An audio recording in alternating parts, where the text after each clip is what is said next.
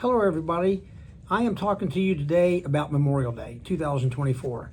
It's me being a veteran, it's a very important day to me as I have been observing this ever since I can remember.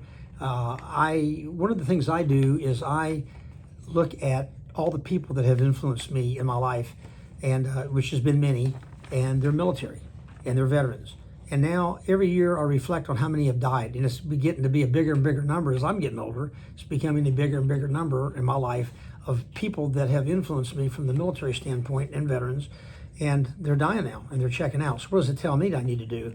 It tells me I need to do more. I need to visit these people. I need to include them in activities and things that I do, which I do, not just Memorial Day weekend. But just a little bit about Memorial Day. Memorial Day is observed the last Monday of May. It was formerly known as Decoration Day. And it's to honor the people that have died in military service in the United States.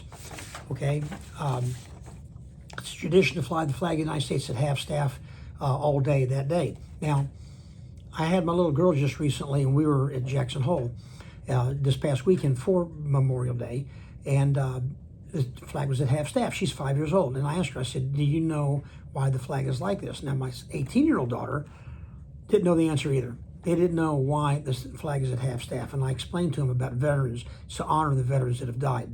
And neither one of them knew this. You know, us as parents, we have to teach our children this. They're not going to learn it in school. We're going to have to teach them this to where they can take it and they can run with it, and our country can be safe and prosperous for as long as we can look. It'll be good, but you've got to teach them these lessons. Memorial Day was originally known as Decoration Day.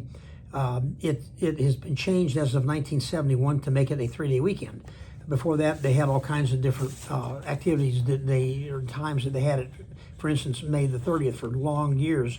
It was May the 30th was when they observed May. It didn't matter what day of the week it fell, but now they use it to be the last Monday in the month of May. Therefore, it coincides with a 3-day weekend.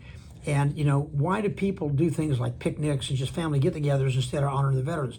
Part of it is because when I was growing up, people were pretty much run by one breadwinner. Now it's taken 2 breadwinners just to pay all the taxes and to have anything left, not to mention the inflation.